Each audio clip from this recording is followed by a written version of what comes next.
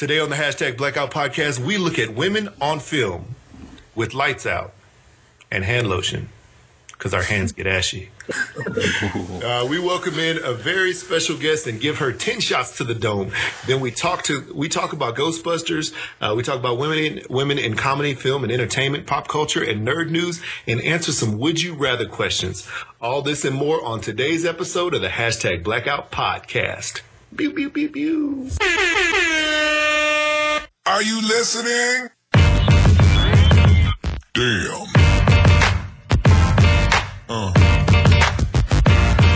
Yeah. What's up, everybody? Welcome back to episode 17, I believe. 17 of the hashtag Blackout Podcast. I'm Jared. I'm Jay. And yeah, we're here with a very special guest. Now, you might know her as a former student of Second City Improv Olympic, Second City and Improv Olympic in Chicago. She also went to school with me at TCU, Go Frogs. She's currently a stand-up comedian and photographer as well. And she really, really, really loves cheeseburgers. Please welcome to the show, Lindsay Williams. Hello. L-Dub, Lindsay Williams, what is up? Not much. Yeah, so how's life for you up there in Chicago? It's great. I can't complain. It's been a long summer, which is nice. Yeah. It's been really hot here. So, but people complain about it, but I'm like, well, we're going to have 7 months of winter, so. Yeah, That's right. I see like on your Instagram timeline and your Twitter sometimes at Chicago L-Dubs, by the way, that you take a lot of pictures like on the beach in Chicago.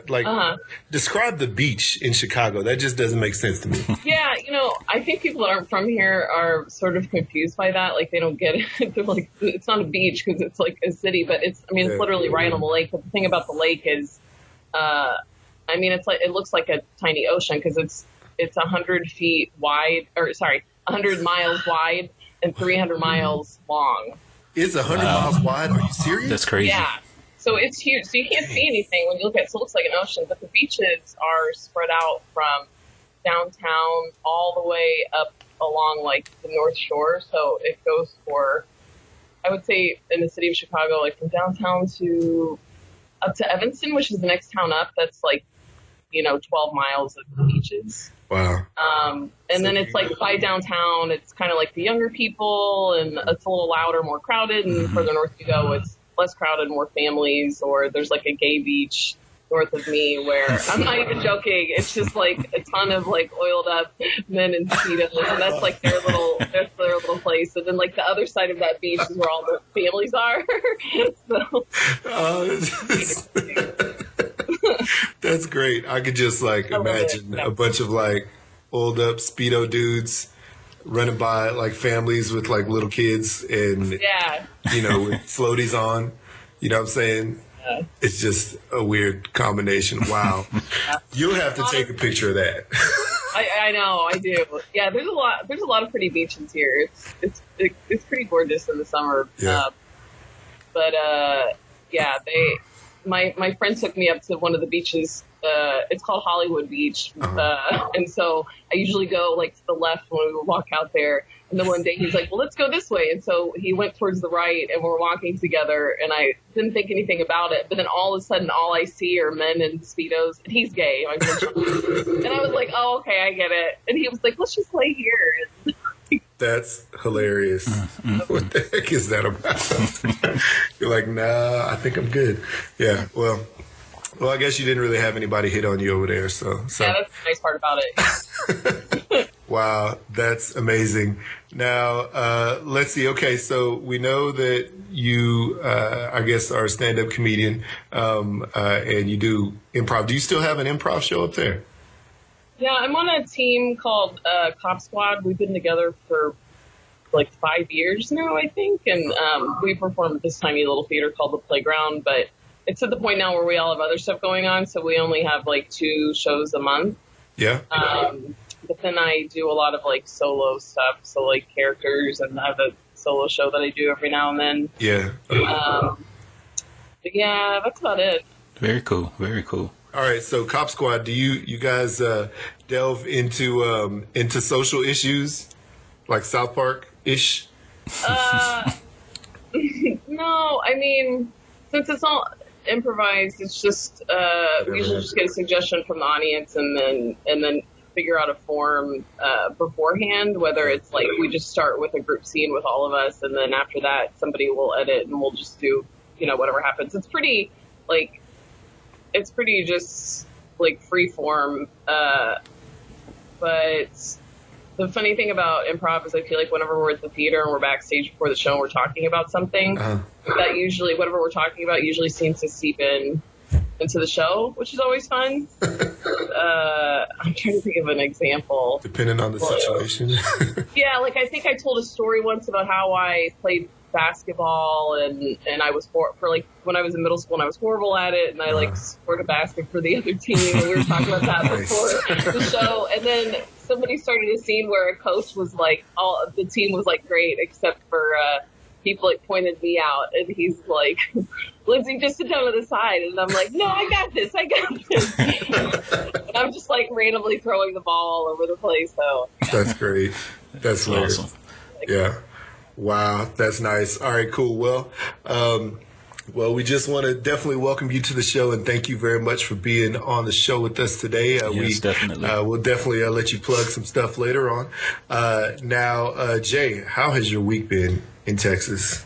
The week has been pretty bad, man. Yeah? I lost my weed eater that broke. Dang. I got yelled at by my boss, but other than that, it's cool, Well, it is, it's work, man. I mean, You can always get another boss. You can't get another weed eater, though. No, I can't, man. Those things cost a lot, dude. Especially in Texas, it's freaking wild down there. Yeah. Lindsay, do you miss Texas?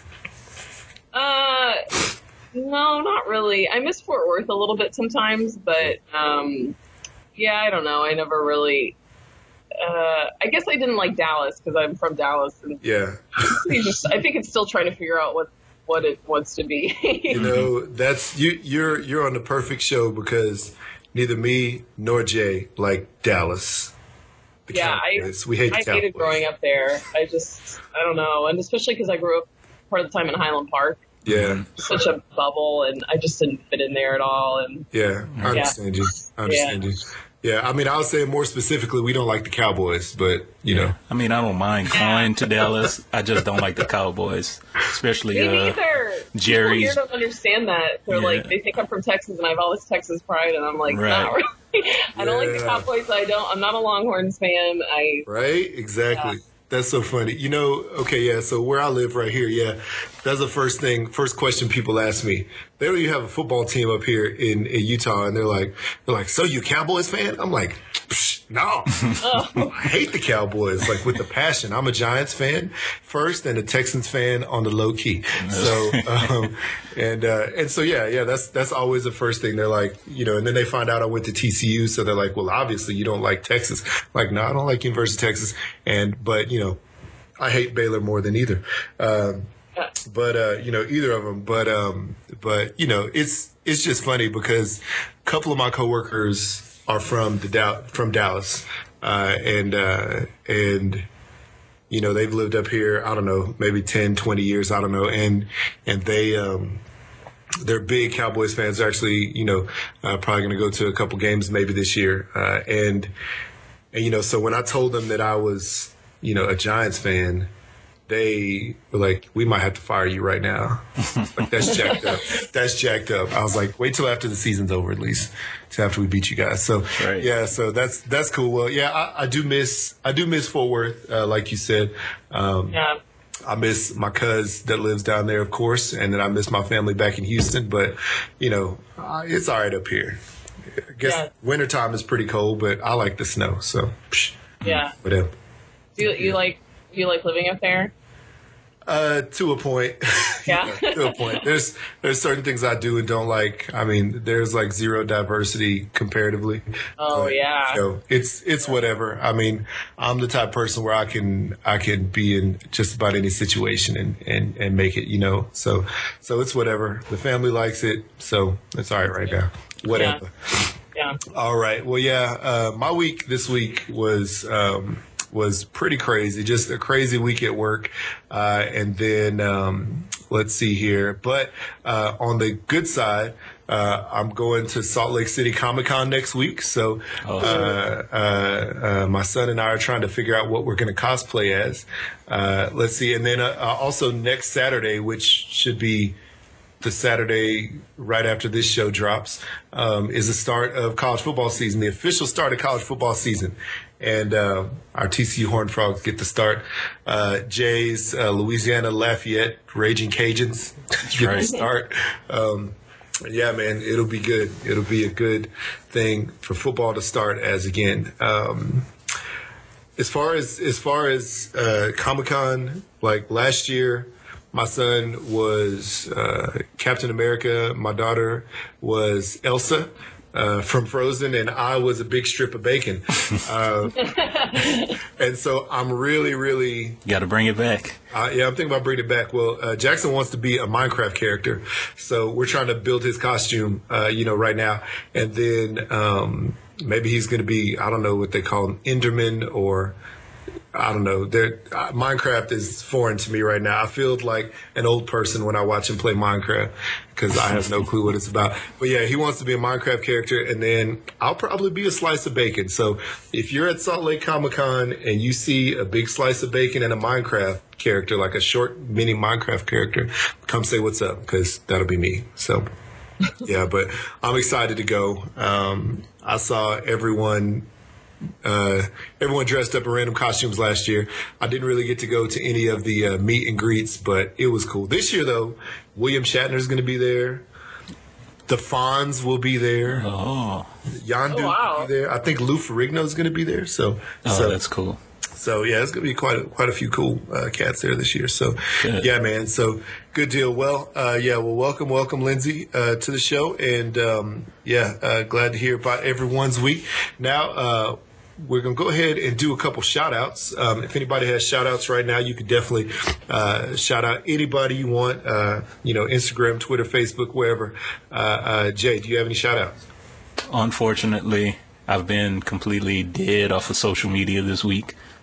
So, man, I don't have anybody. I'm really disappointed in you, Jay. I am, man. I'm disappointed in myself. I'm disappointed in myself, dude. I'll still claim you as my cousin, but I'm starting to get fed up with this. Not just as you should be. As you should be. What about you, Lindsay? Any shout outs to anybody? Oh man, nothing I can think of. My boyfriend. Okay, that's fine. That's cool. Does he have he's a comedian as well, isn't he? He does. He used to do improv, but now he does more theater. Yeah. Oh. He's been doing some short plays, but he wants to get, and he auditions. He's an agent, so he auditions a lot for commercials. And good. Like that. So, yeah, as you've done. That is a fun and insane life, and it's good. It's good. Yeah. Does he have an Instagram or Twitter that is available? He does. It's funny because his name's AJ, but people are always like, "What's that?" They think it's like his first name and middle name, but it's actually Arthur Jr. and his name is Arthur Miller. So his Instagram is Arthur Miller Jr. Okay, Arthur Miller Jr. All right. Arthur Miller Jr. So yeah. We'll look him up. We know he likes donuts from checking out your feed. So that's that Sam's. Have you guys heard of Sam's Donuts? No. It's all over the place here, but usually we get donuts on like Sunday mornings, but he likes to get them on our way to brunch. Nice. Which I can't do. I eat like a bite of it and I'm like, I'm gonna save this for later. It's like an appetizer for brunch. Yeah. That's great. That's funny. Hey man after my own heart there. Good job, AJ. All right, cool. AJ in the house. Okay, so I do have a few shout outs here. One is the Whatever Man podcast at Whatever Man Pod on Twitter. Okay, so it's a correction from last week. when I said they're cousins and one lives in Austin, one lives in North Carolina. Actually, they both live in Austin and they're not related. So wow. Where'd you get the cousins from? Way off. I gave him a shout out on the show last week, and then like as soon as our show dropped, a couple minutes in, when they wrote us some messages like, "Hey man, we're not cousins, and we both live in Texas." I was like, "I'm sorry, bro," but. Yeah, it's a couple of cool dudes. They talk about a bunch of funny stuff. It's pretty hilarious. So yeah, give them a listen if you can. The one about the lobster, their episode about lobster claws or something like that this week was pretty hilarious. And then let's see here, the Just in Time podcast. Let's see, I believe they talked about girl fights. This week, which is pretty funny. If you want to hear three broke stoners talk about everything, listen to their podcast. There's some crazy dudes. Let's see here. A couple of pages that always retweet and like our tweets every week. It's a lady named Juliet Miranda. You'll find her at Morning Neurosis on Twitter. And then also a guy named David, the producer. He's at Behind the Rant. They're both involved with, I guess, the producer and the host. Juliet is the host of the Unwritable Rant podcast. She is pretty funny. She actually has like a glass of bourbon every week, and she talks about the bourbon, then she tells these stories from her childhood. Apparently she like started as a magazine reporter for bands, like on like all kind of rock and roll hair bands and country music bands when she was like in her teens. Because her dad sort of had it in. Maybe she was on TV, I don't know, but she has some pretty funny stories about different stuff. They recently went to New Orleans and saw some crazy stuff on the street. And Jay, as you know, New Orleans is full of craziness. Oh man, it's nuts. So yeah, check out the Unwritable Rant. They're pretty short podcasts too, so they're really easy to listen to. I listen to it at work. And then also my boy Nelson from at Attack the Pod on Instagram and Twitter. And he's at Attack the Pod on Facebook. Big shout out to him for being on the last episode about Suicide Squad. And then let's see here. We are a part of the Podern family, just like Modern Family, but with the P. So at Podern Family, we always hashtag Podern Family. And it's just a collective of other podcasts that, tons of podcasts that are very funny. Comic Book Confidential, Press X to Jump podcast. What's the other one? Mixed Feelings podcast, just a bunch of really funny shows on there. So anything that you want to listen to, if you like comedy, if you like storytelling, if you like stoner news, if you like music news, like the EMA podcast, which is pretty hilarious as well. Definitely give them a look. Podern Family on there, you'll find anything you want to hear. And then another one, the Fan Bros podcast. It's some people of color who are comic book nerds, and it's pretty hilarious as well. So real quick recap of last show, we did the Suicide Squad review with Attack the Pod. It was pretty great. Let's see here, Jay. Any thoughts you have on that last show? I'm pretty confident in my score that I gave it. Yeah. I don't think I want to change anything, but I thought it was a great show. I ended up listening to some other podcasts that reviewed Suicide Squad, and they pretty much were on point with a lot of things that we saw in the movie that we reviewed. So yeah, I'm cool with it. Lindsay, did you like it? I didn't get a chance to see it, but all I heard was horrible things. Yeah, it was. I mean, I think we both liked it. I think we both get a 7 out of 10. Yeah. Okay. And yeah, I mean, like I've said before about about Ghostbusters, and about this movie. I mean, I think it was, a bunch of like stupid critics who just want to try to make a name for themselves, right. And B, like fanboys and fangirls who were butthurt. Uh-oh, what happened? Looks like your call dropped. Oh, can we call her? Call. Okay, well, for those of you out in podcast land, Lindsay just fell off the call, I guess. Yeah, thanks, Skype. Skype does not like Chirac. Hello. Hello. You back? Yeah, I'm using my iPhone now. I don't know what happened with my... All right. Do the video, but I can't do it. Yeah, it's all good.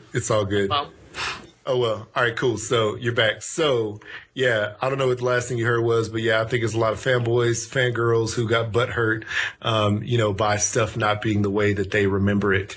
So I don't know. I think the movie was good.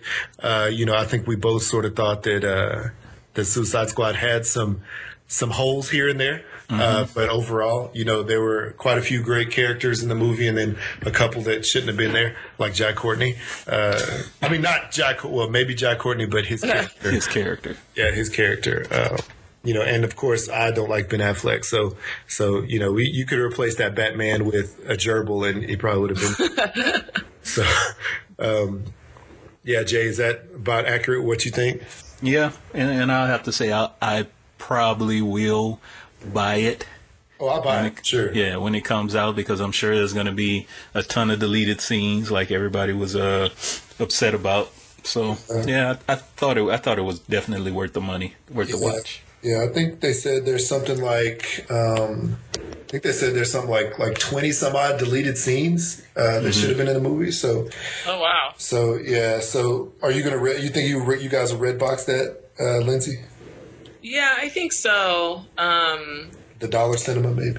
Yeah, it looked amazing, and then I got horrible reviews. But then I started reading all these stories about like the director and all these like weird things that he did with some of the cast members. I don't know, like testing them or like they were making them fight each other. Yeah, like. It just sounds weird, but I still kind of want to see it. Yeah, okay, so that sort of reminds me of two directors that we had in college, Belinda Boyd. Oh yeah, one of the greatest, and then also George Brown, another one of the greatest, teachers, directors, whatever we've had. But like they, especially George was into like the physicality. You know what I'm saying? And being directed by her, she would sort of push you to your mental limits as well. So, I mean, I do think that is effective because it definitely helped, in character on stage or whatever. So, unlike Mr. Allen,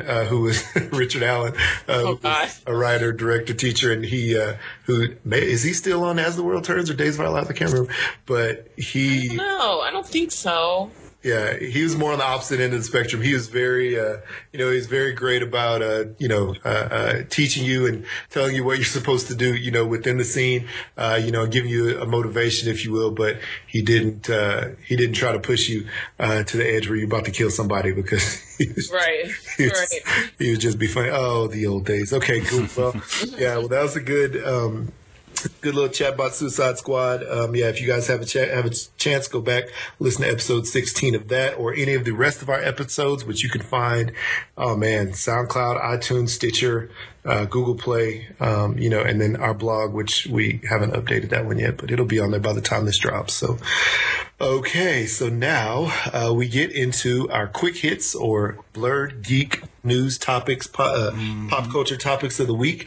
Let's see here. Lindsay, since you're a guest on the show, do you have any news, any topics you want to chat about real fast? Oh my gosh, I feel put on the spot. You're standing in front of people with the mic in front of you and everybody's naked in the audience. Go. One thing popped into my head. Nobody really knows yet. It's sort of secretive whenever this happens, but they have a lot of showcases here for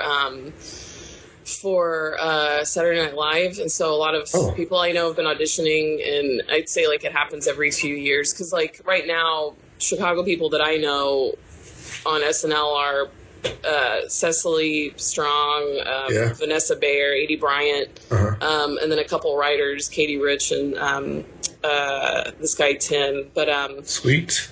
We think all of a sudden out of nowhere, this guy, like, he's hilarious. His name is Tim Lamphere, and he just sort of, like, disabled his Facebook wall so you can't post anything on it. And then all of a sudden, he's, like, moving but it's sort of vague where he's moving. So I know he auditioned, and I think he got called up there to New York to meet with Lauren or to audition. So I think maybe he got on SNL. Wow, that's cool. He can't really like announce it, until it's like official. So so this show will drop. It'll release in about a week, so around the first couple of days of September. So hopefully it's out by then, and then we'll be able to give a real congratulations. But yeah, I hope so. Thanks for letting that sneak out. That's cool. Yeah, it's exciting. CJ, we are connected to so many people. We're connected to The Rock.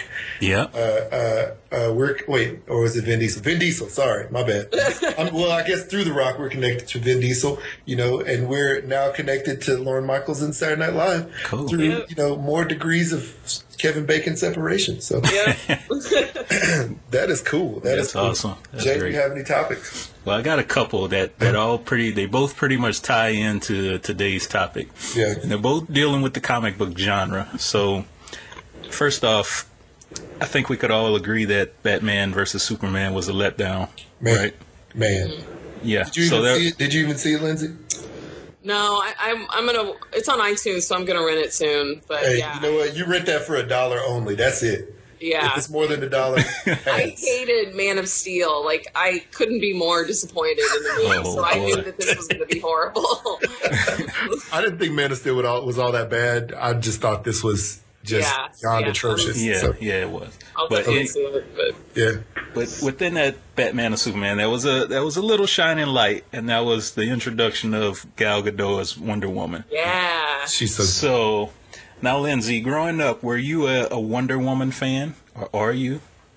Yeah, it was one of those things. I watched it occasionally growing up, but I felt like, now the more I think about it, I'm like, man, that's the only female superhero I could really think of. Right. Yeah. Right. But no, I was a little upset, seeing the previews for Batman versus Superman, where her costume was sort of darker, like the color. What's his name? The director who did 300. Zack Snyder. Zack Snyder. Yeah. I thought that was his name. I was like, I don't want to get it wrong, because his colors are very dark, which I love. But for Wonder Woman, I was sort of. It seems like a small thing to be upset about, but it seems like in her new movie on her own that the colors are a little brighter, because it's all about red, blue, gold,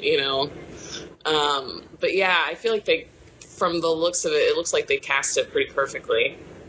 Yeah, she's great. I was very what do you want to say? I was very surprised, by how good she was as that character. So man, excited. Yeah, definitely. Yeah. So the next thing, and this will kind of tie in with the question I'm going to ask at the end, but lastly, can you guys take a guess at who the smartest person in the Marvel universe is? The smartest? The smartest. Let's see here. Is it... Wait, the smartest individual person in the Marvel... Let's see here. I would say... Professor X? No. No? From X-Men? You're wrong. Well, I'm going to tell you. It's a 9-year-old girl named Lanella Lafayette, who is the star of Moon Girl and Devil Dinosaur. Yeah. Not only is she a young girl, but she's a young black girl, which are two characteristics not common for Marvel's list of super geniuses. And add on to this, a few, I guess maybe a month ago, Marvel announced Tony Stark's replacement for Iron Man, and she's a 15-year-old black girl who's an MIT student named Riri Williams. Wow. And of course, this got a ton of hate, as the internet and fanboys pretty much do. Similar, So, how do you guys feel about this new female empowerment within a fictional universe that was pretty much dominated by men? Wow. Yeah. I think it's great, not only, for people of color, but, for women, indeed, because, in those universes, all the movies, for the majority, I guess, of the movies that we've gotten about the superheroes, they've been men. Captain America, Iron Man, right. You have Batman, you have Superman. Now we're going to get a Wonder Woman, which is amazing. There's so many more that we could delve into. I mean, the TV shows, we got Jessica Jones on the Marvel side. Oh, yeah. I love that show. With Kristen Ritter. She's pretty freaking amazing there. And then, and so on. So, we have Blade, the movie, we have X-Men, all that stuff, but majority of them are male driven. So it's great to see, females, number one, leading the way, because we still need to see Scarlett Johansson with a Black Widow movie. I want to see that. Yeah. And so you have females, and then you have people of color, which they're trying to bump the stereotype of Oscar so white. You know what I'm saying? So get some people of color in there. Not only Black but Hispanic. Asian, whatever. We need more movies like that. I think that's great. I'm excited to see where those characters go. What about you, Lynn? Yeah, I'm excited too. I feel like talking about Scarlett Johansson, I wasn't sure if they were going to, I'm not sure if they're doing a Black Widow movie. And I always felt like she wasn't my favorite. But then I don't know if it was the last Avengers, I felt like they finally gave her more. Not that she's not good enough, but it's like you can have it's like Ghostbusters. You can have all these super talented actresses, but then if the script is bad, or if you don't give them a lot to work with, then it's just not, it's not the scene. But I feel like with the last, with that character, with Black Widow's character, they're giving her a little more, you can see, just giving her better dialogue. And then, So at first I didn't feel like she would be able to carry a movie on her own, but I feel like at this point maybe she could, because she's a great actress as well. Yeah. Oh yeah. She's really good, and I feel the same way. I liked her a lot. I always wanted to see more, because dang, she's Scarlett Johansson, so she's on my celebrity crush list for sure.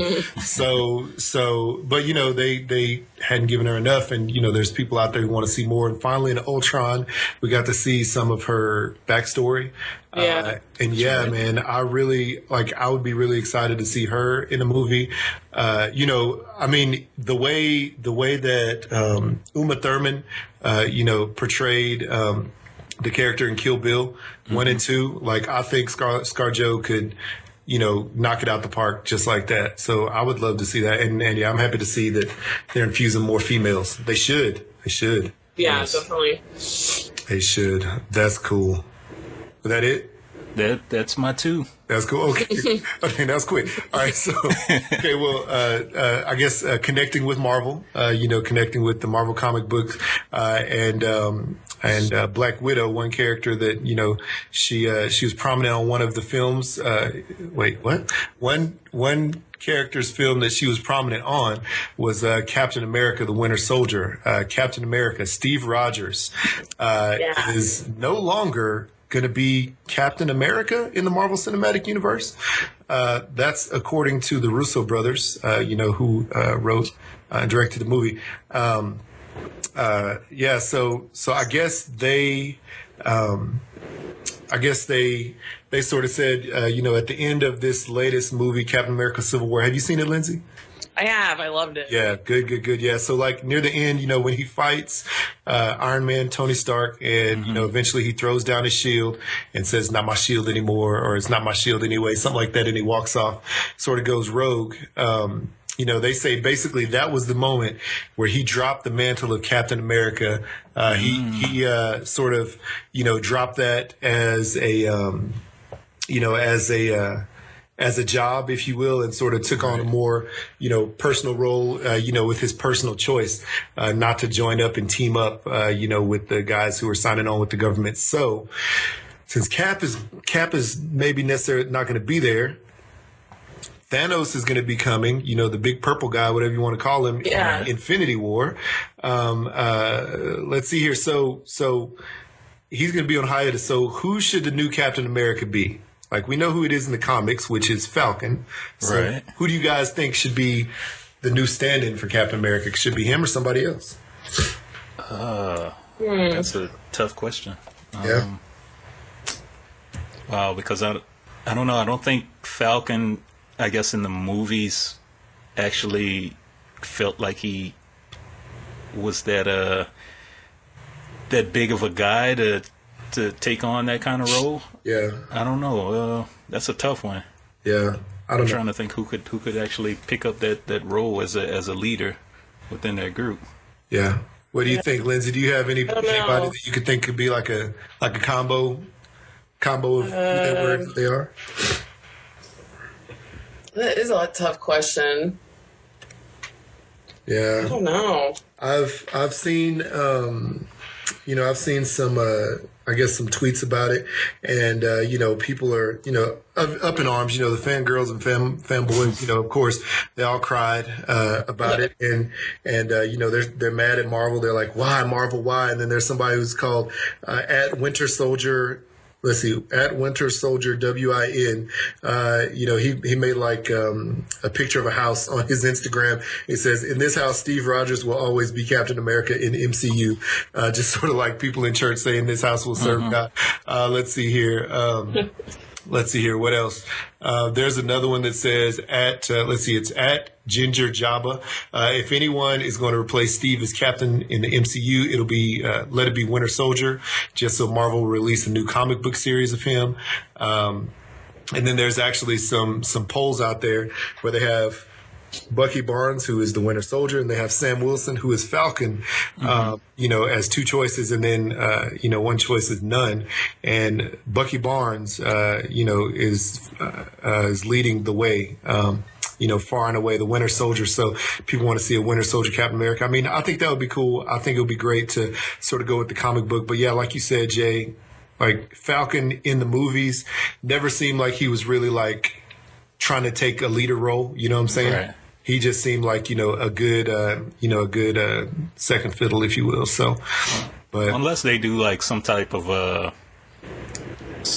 I guess time, not really like a time lapse, but I don't know what the difference in time is from this last Captain America to the Infinity War film. Yeah, the is it series. like 2 years or something? Yeah, I think it's going to be a couple years. But then, we have to have Black Panther movie, which comes out, and then a couple other films, Doctor Strange before that. So I'm wondering if Falcon could within that time, maybe he could prove himself to be a leader within that group, because of course, who is it? War Machine. Yeah. He's got new legs, so I don't think he's gonna be any type of Don Cheadle. Don Cheadle legs. Yeah, so he was probably like the second, I would think, in command, to kind of, but then he was on our Tony Stark side. Yeah, he's on the other side. Yeah. Well, I know that, in the comic series, I believe when Steve Rogers sort of did this thing before, he took on the name of Nomad in the comic book series. I don't know what a cool new name for him would be, maybe in this, maybe it would be Nomad. But I was thinking about somebody who could be like the Captain America type, and he could sort of like be a multiple. So like if you take this guy and you paint him red, white, blue, and green, it would be like Captain Hulk America. Think about that. Like Bruce Banner, a mild-mannered man, normally, but when you get him angry and you talk about America, he turns into Captain Hulk. Captain Hulk America. Captain Hulk America. I don't know. I don't know. I'm sad to see that he would be going, but that when Infinity War comes back, they'll have a storyline of him finding his way back into that role. Yeah. Because he's Cap, you know what I'm saying? Yeah. What's the guy's name who plays him? Chris Evans. Yeah. What do you think about Chris Evans, Lindsay? Yeah, I really like him. He's one of those actors that, like, saying this as a lady, like, he's good looking, but he's just such a good actor, and he's perfect for that role because he's very all-American looking, I feel like. Oh, yeah. But he also, it's funny because I've learned more about him recently. I think they're still dating, but he's dating Jenny Slate, that comedian who she was on SNL first season. She's great, but that almost made me like him more because I feel like there's some guys where it's like they'll only date like, you know, hot female celebrities, you know, that are like, right. I don't know. So that made me like him a little bit more. He seems to be kind of a goofball too. So, but yeah, he's so perfect for that role. Yeah, I think he is too, for sure. I hadn't seen the first 2 Captain America movies, so I watched them on like iTunes, and then saw Winter Soldier with AJ, and I was like, and everybody had been talking about how great it was, or how great it was supposed to be, and how good the Captain America movies were in that, you know, out of all the Marvel movies. And I totally agree. Yeah. Mm-hmm. They've you know, sort of taken that mantle and run with it. I think you know, in production of the movies. I mean, the Thor movies, okay, weren't the best, but they weren't as bad as Batman versus Superman with DC. Yeah. And I mean, right. if you could see me right now, I am wearing a Superman shirt. So like, I am a fan of Superman and Batman, you know, but just, you know, the way that Marvel has done, you know, their characters, their storylines, you know, they've set it up perfectly. And the way they've taken people who were flops in other versions of their movies. Yeah. You know, and cause I mean, you know, Chris Evans was Johnny Storm in, you know, right. Fantastic Four, which was a movie that flopped, and they brought him back as Captain America. Uh-oh, sorry. No, I'm not talking to you, Siri. Did y'all hear that? Yeah, I was like, who was that? That was Siri. She was trying to talk to me from my hip. Dang it. No, but yeah, Chris Evans, you know, was Johnny Storm in the Fantastic Four movies and you know, they just sort of brought him back without explanation. They're just like, we want to bring you back because we think that you weren't the first part of that movie. And then, what's the guy's name who played Johnny Storm in the most recent one? Jay, what's his name? Was it Miles? No, was it Miles Teller? No, it was. He was in the movie, but no. He was also Creed. What is that guy's name? Oh, Michael B. Jordan. B. Jordan, yeah. Michael B. Jordan, the same type of thing. He played Johnny Storm, and you know, in this most recent flop of the Fantastic Four. Which Sony, you just need to give up the dang Marvel movies. I mean, come on, give them up. Yeah, for real. Give them back to Marvel and Disney, and then you know, they're bringing him back for Black Panther. So, as we've said on a previous show, all you need to do really to make it in Marvel is play Johnny Storm in Fantastic Four, and then let it could be Green Lantern. Or Green Lantern. Oh my God. Yeah, be Green Lantern. Well, DC. There's already a Daredevil, but Ben Affleck is going to something else. I don't recognize him as an actor. Sorry. Anyway, so excited to see where Cap goes. Last thing I was going to say real quick, which is going to be interesting. Okay, so Young Thug, anybody out there who is a rap fan, trap fan, Young Thug drops his mixtape called No, My Name is Jeffrey on National Women's Equality Day, and Black Twitter roasts him for his dress and his album cover. So I guess he's wearing a dress on the album cover by this guy named Alessandro Trincone.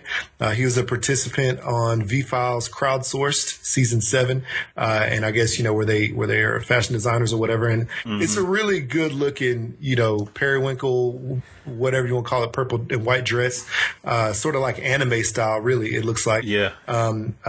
You know, but this guy believes in androgyny and identity unrestricted by gender. So, and I think that's what Young Thug believes in too, because he's wearing this dress, and apparently as soon as he saw the dress, like in some random photos, he's like, I need that for the cover of My Name is Jeffrey. I know you guys both saw the cover. What do you think? Yeah. What do you think about Young Thug and his dress choice? I don't know, man. It's a pretty dress. I hate to say it's a pretty dress. No homo. It's a pretty dress. But it's a guy. I don't know, man. I don't get it. Lindsay, what do you think? Yeah, I agree. It's a cool dress, but I don't know. It's almost like when I don't know how to explain it. Like, he can do whatever he wants, but it's almost like who am I thinking of? Like Caitlyn Jenner. Mm-hmm. Like people they get angry about it, and I'm like, oh, I know, he can do whatever, or she can do whatever she wants. But it's still, it doesn't make it less strange. You know what I mean? Yeah. I know what you mean. Like, this is the thing. Dude is named Young Thug, right? He's a thug. Yeah, there's nothing thug about the dress. Yeah. It doesn't work. Like, it doesn't match. Nothing thug at all. Like, I don't know. I mean, I was thinking about, you know, possibly renaming his album to something else, like, you know, no, my name is Jeffrelina. No, my name is Jeffrika. You know, no, my name is Hashizume Jeffrey. I don't know, like something different, because that doesn't work. That doesn't. Yeah. No. I mean, and like I said, you know, he was roasted on Twitter and Instagram. And oh my God! Well, we put up a couple of posts of him on Instagram. One of which, you know, talking about how mad Harambe is because he's not getting any royalties, because one of the songs is titled Harambe. Which, let's see, one is called Wyclef, Harambe, Riri, for Rihanna. One is called Future Swag. One is Webby, Guwap. I don't know. Anyway, like apparently and then one is Floyd Mayweather. And anyway, you know, he said that he named all the tracks, you know, after his idols. And I'm like, what? How's Harambe his idol? That's what I'm saying. I'm like, how is Harambe his idol? Like, what did Harambe do for him in this short time of everyone knowing who Harambe is? Right. So then there's a picture that I found that I stitched together with that Harambe's Mad snap, where Harambe's flicking off this little kid, and it says a love letter from Harambe to Young Thug. It's flipping him off. Well, it's not Harambe flipping off a kid. It's like some other, some other gorilla, whatever. But yeah, but I don't know, man. Like, you know, what do y'all think? Do you think Harambe would be mad that his name's in there and he can't get no money off it? Man, Harambe would be devastated. Oh man! Like, what the hell? Like, I'm trying to make a name for myself here. Right, exactly. Harambe's all pissed that he's like messed his name up. You know, he's like defamed him. Yeah, and it's like, funny. Don't bring your kid to my zoo. Right, exactly. So do you guys? I mean, like, okay, thinking about other rappers, male or female. You know, can you think of any other rapper that would look good in a suit for a female or a dress as a male? Like just off top, or musicians in general, I guess. Oh God, I just forgot her name. Well, she actually does. I feel like she does wear suits sometimes. She's in the those Pepsi commercials, or she is. I think she's done a Pepsi commercial. Janelle Monáe. Yeah. Oh, she was our WCW this week. Yeah. Oh, nice. Yeah, she looks great, and she usually does. I think she's wearing a suit in that commercial. But I feel like that's mostly what I see her in. Yeah. Mm-hmm. But yeah, she always looks very like classy. Yeah, I think that's good. I think I've seen her, Rihanna in a suit as well. Yeah. Yeah. The girl, yeah. Rihanna does look good in a suit too. Trying to think about males. Who would be in the dress? Well, Jaden Smith. There you go. I mean, he's already done it. So, I mean, he's proven that it can be done. So, I don't know. It's weird. This is what's weird about it. Like, it sort of hits at, you know, masculinity. It like complicates masculinity for dudes to be dressing in female clothes or clothes that are sort of bending the gender role. You know what I'm saying? Right. I mean, you know, we, you know, Jay and I both have kids. So as our kids grow up, you know, like I'm almost go on record and say, I don't want to see my son in a dress. You know what I'm saying?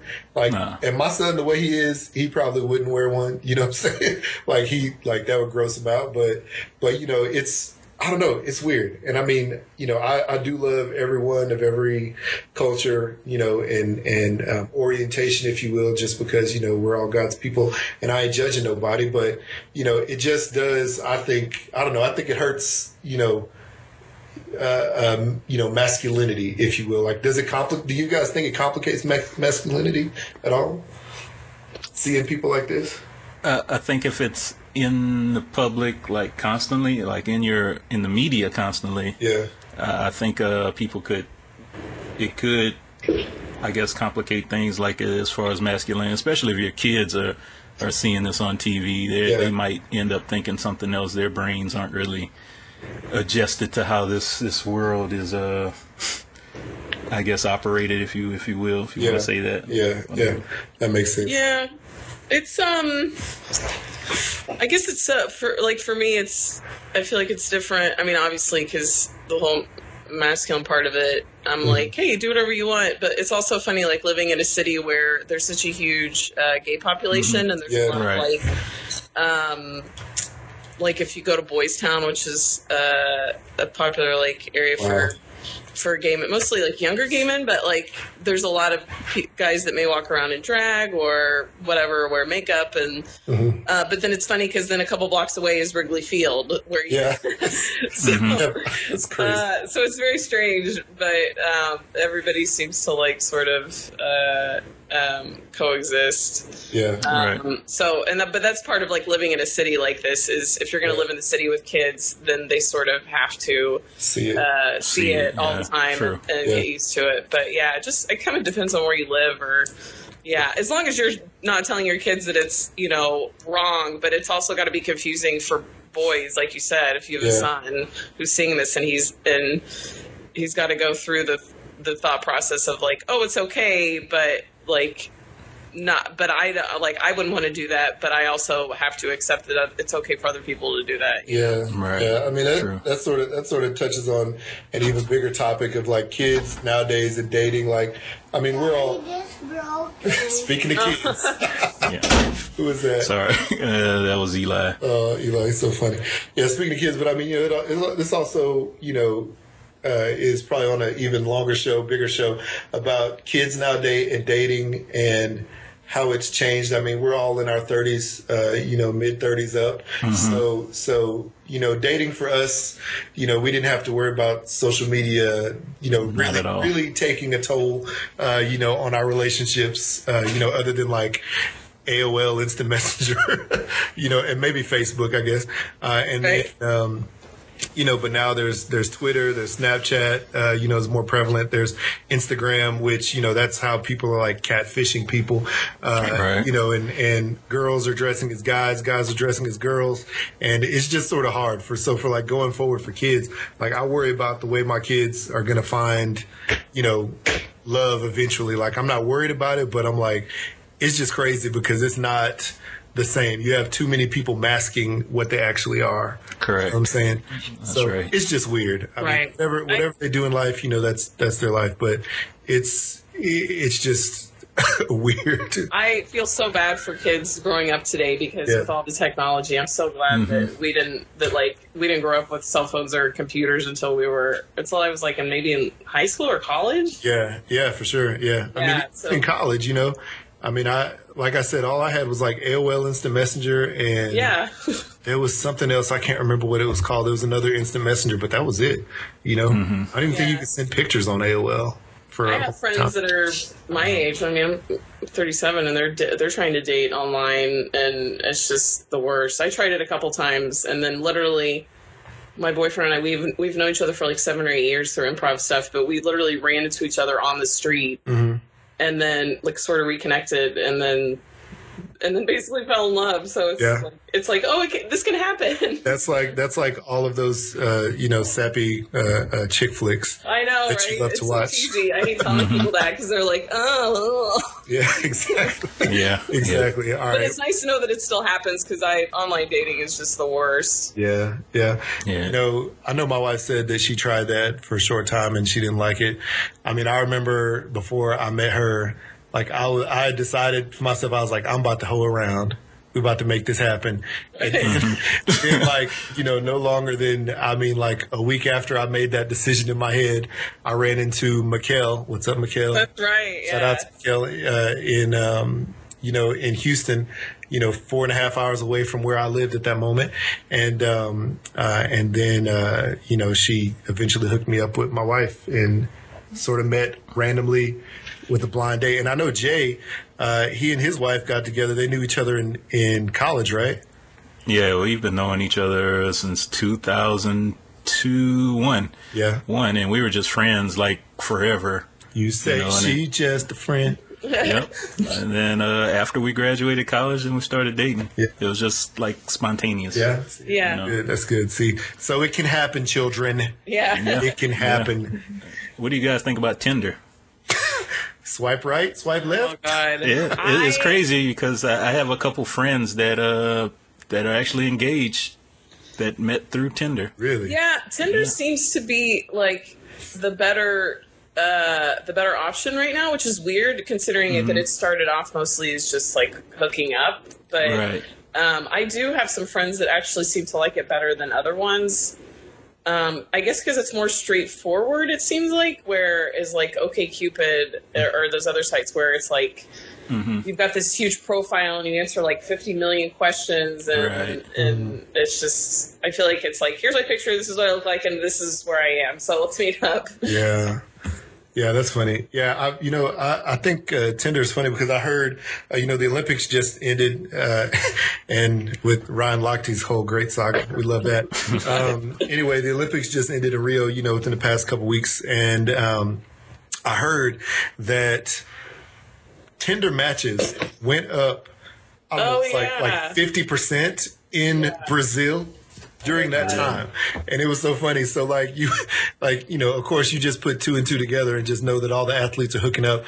And I mean, I had to say, I remember hearing that at some past Olympics, Winter and Summer Olympics, that, like the Olympic Village is just like a big, orgy, you know what I'm saying? Yeah, exactly. So, I mean, Tinder, I don't know if Tinder has in-app purchases, but they could make tons of money. They could have made tons of money during the Olympics time frame, being in Brazil and then wherever the next Olympics is going to be. I think that's crazy, but, if that's the way that you find your, girlfriend, boyfriend, love of your life, whatever, eventually, that's cool, but I'm glad I ain't got to mess with that crap no more because it's just, it's stupid. Yeah, agreed. It is stupid. Yeah, I have a lot of girlfriends that are just constantly online dating, and one of them in particular, she just hates it and she's constantly complaining about it. And I just told her, I'm like, well, just delete it.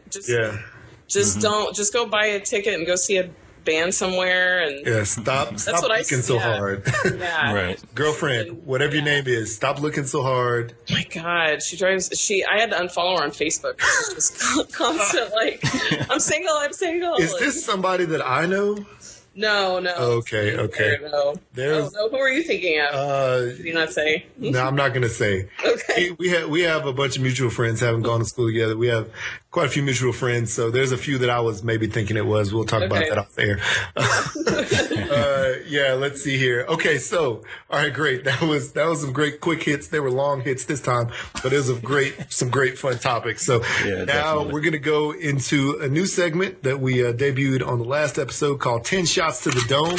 In homage to LL Cool J's 14 Shots to the Dome. I actually have been thinking about changing the name to 10 Chambers, paying homage to Wu-Tang Clan's 36 Chambers. Yeah. 36 Chambers. So I actually have a Twitter poll up right now.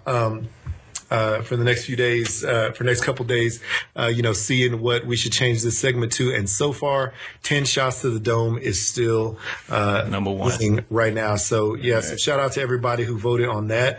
Let's see here. So, 10 Shots to the Dome is directed to our guests. It's 10 quick questions for our guests. We'll alternate questions, Jay and I, and then, the guests will give their answer based on the question. So, Lindsay, are you ready for the 10 shots? Yes. Watch out for them bullets. All right, Jay, get started. All right. What is your favorite drink? Oh, alcoholic drink? Any kind of drink. Yeah. I'll just say Coke. Coke. Yes, that is true. All right, let's see here. Bacon cheeseburger or avocado black bean cheeseburger? Ooh, bacon cheeseburger. Yes, bacon. All right. All right. Vacation in Hawaii or vacation in the Bahamas? Hawaii. All right, cool. Lele. Let's see here. Seinfeld or Friends? Friends. all day. I knew that. Okay. If you could choose one superpower, what would it be? Oh, flight. Awesome. Like Denzel Washington flight where he could flip upside down? Yeah. I want to be a pilot so I can flip the plane upside down. Nice. Or Sully flight where he could land it in a river. Oh, yeah. Let's see here. Okay, Justin Timberlake skit. Which one?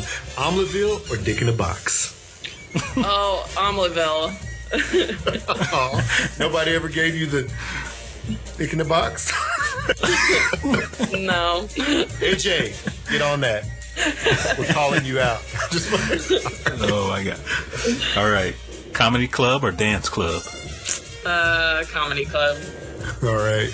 Let's see here. The stanky leg or the twerk? Twerk. All right. And lastly, and I think you already asked this question, Jared, but would you prefer a tasty pizza, burger, or tacos? Burger. Burger it is. Let's see here. Oh, I have a couple. So, have you ever put your feet on someone to gross them out or annoy them? Oh, for sure. Yeah, I know. It's been Yeah, me. you do know. Okay, so here's the bonus question. All right, this is the 11th shot to the dome. We had to put an extra one in the chamber. Your fondest memory of Jared? Oh, man. I think it would have to be... I just remember so many late nights staying up and watching. Did we watch SpongeBob and Yes. just eating popsicles during the Yes. summer and Yes. just being lazy? Yeah. Yeah, man, I'm right there with you. And then, of course, watching Tony Little and all those Yes. infomercials late at night. God. You know, you remember I texted you, Tony Little followed us on Twitter. And I texted that's you right. afterwards. Yeah. And I was like, yes, Tony Little, he comes back. And yeah, if you guys don't know who Tony Little is, you just look him up. Yeah. He is Scary looking. I don't even know. He's one of those workout guru guys, who sells, like the Gazelle. That's what it was, the Gazelle. Sort of like what do they call, like an elliptical type machine. Yeah. And yeah, man, we would stay up late nights watching all kinds of just atrocious infomercials. SpongeBob, for some reason, I had like an addiction to SpongeBob. And Lindsay is the one who turned me on to Friends, which I still don't understand. My wife still doesn't know why. I don't get it. But yeah, she's the one who showed me Friends. But yeah, that's great. So yeah, thanks for that fond memory.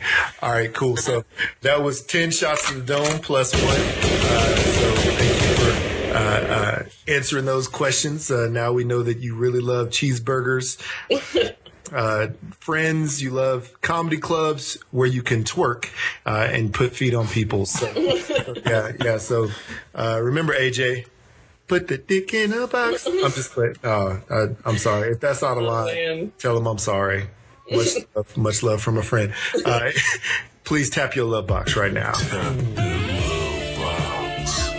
If you guys loved that segment, tap your love box, give us a comment.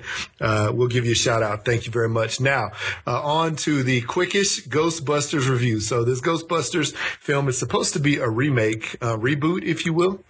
Let's see here. Compared to the one that we all knew and loved from the 1980s. Let's see here. Following a ghost invasion of Manhattan, paranormal enthusiast Aaron Gilbert and Abby Yates, nuclear engineer Jillian Holtzman, and subway worker Patty Tolan band together to stop the otherworldly threat of ghosts. So that is I guess the description off of IMDb. Let's see here. Ghostbusters, we know it's late. It came out early, I guess mid-July. Right now on IMDb, it has a 5.5 out of 10. Ooh. Oh, well, 5.5 out of 10, which is better than it started as, what was like a 2 or something. So after seeing Ghostbusters, we've all seen it. What did you guys think after the trailer, after the fanboys, and the movie so on? Well, I think even Melissa McCarthy said this, that the first trailer didn't seem to make sense. Yeah. I was sort of confused by it. I didn't really understand what was happening, and then they sort of fixed it up a little bit, and I was like, oh, okay, this looks better. I get it. It seems like it's similar to the older ones. But then I think like the opening scene, I was like, oh, this is so they are going to make it just like the old ones where you've got like another character that's not, that you just see like somebody being haunted or like the lady in the library in the old one. But then I got confused again because I was like, I thought everybody was saying, no, it's different. But I was like, no. And then as I'm watching it, I'm like, this is exactly the same. It's the same, right? Yeah. Like, what did you think? I'm sorry. Go ahead, Lindsay. No. Yeah, I didn't like it at all. I love everybody in it, and I just felt like the script was bad. I didn't really understand why any of them were friends, and it just... Right. Yeah. I felt like Leslie Jones being a super happy, MTA worker was super weird. And she was and I love her. She's great. But I'm like, this character, it doesn't make sense. Yeah. If you've ever been to New York and rode them subways, you would know that is totally not characteristic of him. Yeah. That's funny. What about you, Jay? Well, I know when the first trailer came out, I think it got the most dislikes on YouTube than any other film ever. Yeah, that's ever. Right. Ever. Yeah. So I was a little skeptical about it, but I went in, I came out, I thought it was okay. It had its problems, but I didn't think it deserved like 100% hate that it got initially. Yeah. I think you're right. I mean, I after seeing the trailer, I was like, okay, so it's gonna be, comedy is gonna be more slapstick, than the old Ghostbusters was, and I was like, well, I'm gonna try to look at this as a brand new film. I'm not gonna try to bring in my old love, right. which we all love the original Ghostbusters. So I was just gonna try to make it as new and as fresh and clean as possible. Right. And, I was, the trailers were, like I said, the trailers, you could tell it's going to be more slapstick comedy. You could tell it's going to be different, but the same, so I was like expecting something like that. I was not expecting anything mind blowing, I wasn't, I was hoping that it would be memorable, just because it's sort of like a female version of that. But, I wasn't going to, just like sit there and chomp at the bit trying to wait for something great.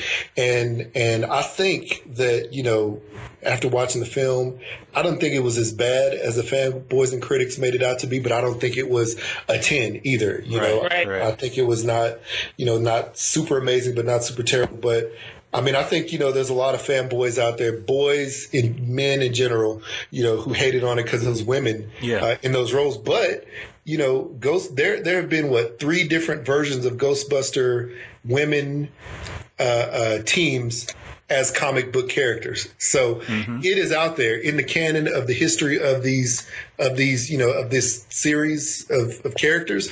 There's women characters. I mean, it's been long before this movie, was mentioned to come out. So, it's been out there, but it would probably be something to the effect of like, if you change like Iron Man into Iron Woman, like we were talking about earlier, it would be something that goes against or Captain America into, to a female version of Captain America, not Wonder Woman, but, in that Marvel universe, it would have, I think, the same impact on fanboys, Yeah. So, and it was the same thing with Thor, because they changed Thor into a woman. Yeah. And everybody got all up in arms about it. Which is a great comic book series, though. Yeah. So yeah. I don't understand. I mean, people freaked out when James Bond was going to be a blonde. So it's like, I understand. When people freaked out because it was going to be all women, I wasn't surprised because people are idiots. Yeah. But at the same time, it's like I was just more disappointed because I felt like it was sort of a waste of talent for a lot of those women. Yeah. Especially Kate McKinnon, who I was super excited about, who's so good at characters. And then it was just her making weird faces. And I'm like, they didn't really give her anything. She was the weird one. Yeah. She was the weird, geeky one. Yeah. I don't know. I mean, I do think the same thing. I was like, the only thing that could hold this movie back is the writing, because all those ladies have amazing comic timing. They can all, play, they're all, great at character acting, as a whole. seeing them group together and the writing that, sort of fueled it. I was sort of disappointed there just because the writing, didn't put them in their best place. Just like you said, you sort of lost, the actual greatness of what they could have been, if you will. They didn't put them in the right position, I guess, to make the movie a home run. But I think that, and then the fact, that there are so many people who just came out against it, sort of made public perception that, and I mean even Leslie Jones got a lot of Twitter hate for no reason. Oh my God, that was so terrible. Like people came out against her for no reason, and she was just trying to defend her movie, which is what any actress wants to do, except for Jared Leto with Suicide Squad. But that's just what you want to do, and they, I think she just made a comment about something that was totally unrelated to that movie. And then, there's a bunch of trolls, that jump on Twitter that started jumping on her, and it became like, this whole racist rant against her. And, and she was, visibly hurt by it just from her comments. And it's just silly that people can't accept, people can't accept change. Like, I don't get it, I don't understand that. That's right. So all that being said, even though this movie wasn't the greatest, who were some of your favorite characters in the movie? Favorite and least favorite? Well, go ahead. Well, I was just going to mention, I kind of like Kevin. It was stupid. Chris Hemsworth? Yeah. He was really so stupid. I mean, it was like a role, kind of like a role reversal, how they always make jokes about the dumb blonde. Yeah, you know. Yeah. So he was like the dumb blonde. I mean, but he was like extremely dumb. Yeah, but he was great. He was great. He was. He's really good. The couple times he's hosted SNL, like, he's really good at comedy. Like, his timing is great. Yeah. I think you're dead on. I'm trying to think who. Anybody else you like? Who else did I like? It's hard to say who I didn't like because I was sort of blah about a lot of people. You know what I didn't like at all? I felt like I was really disappointed because I feel like either they just shouldn't have had them at all or made them a lot better, was the cameos from Dan Aykroyd and Bill Murray and Sigourney Weaver. Ernie Hudson. Yeah, Ernie Hudson. I was like, these are super weak. Like, I was disappointed, and I was even surprised that they did it. Mm-hmm. Yeah. I was just, I don't know. When I saw Slimer, I literally, like, my face, like, lit up, and I was like, oh, that's really sad, but that's the thing I'm most excited about. But it's just such a, like, it's so, like, I feel like such a great memory for us as kids. Yeah, you're right. I mean, Slimer, the Ecto Cooler by High C. Oh, Ecto Cooler. You know what I'm saying? That's right. Which is actually back, by the way, if you go to find it. It's pretty sad. Yeah, Slimer was a happy and sad moment at the same time, because I was like, yes, they brought back Slimer, and then he was just driving a car the whole time with his girlfriend. With his girlfriend. Yeah, with like some Slimer, hose up in the car, and I was like, what? You know what else was that? The nerdy guy, the bad guy. That was just. I felt like that whole thing was weird, and showing him like drawing weird stuff and saying things. I was like, what? Who is this? I'm so confused. It did sort of come out of left field. I guess he was playing, one of those, maybe the role of, a geeky guy who gets dumped on by people, his entire life. Right. Finally he's just fed up. But yeah, it was just sort of a weird place that it came from. I personally strong enough, I felt like. Yeah, you're absolutely right there. Yeah, his character development, just quickly happened all of a sudden. Yeah. His arc was a very short arc. Let's see here.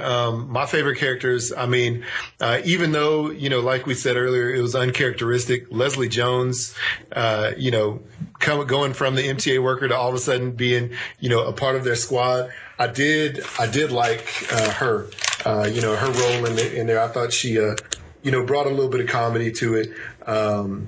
I thought she was pretty funny. And then Chris Hemsworth, which we already talked about, and Kristen Wiig. I always think she's funny.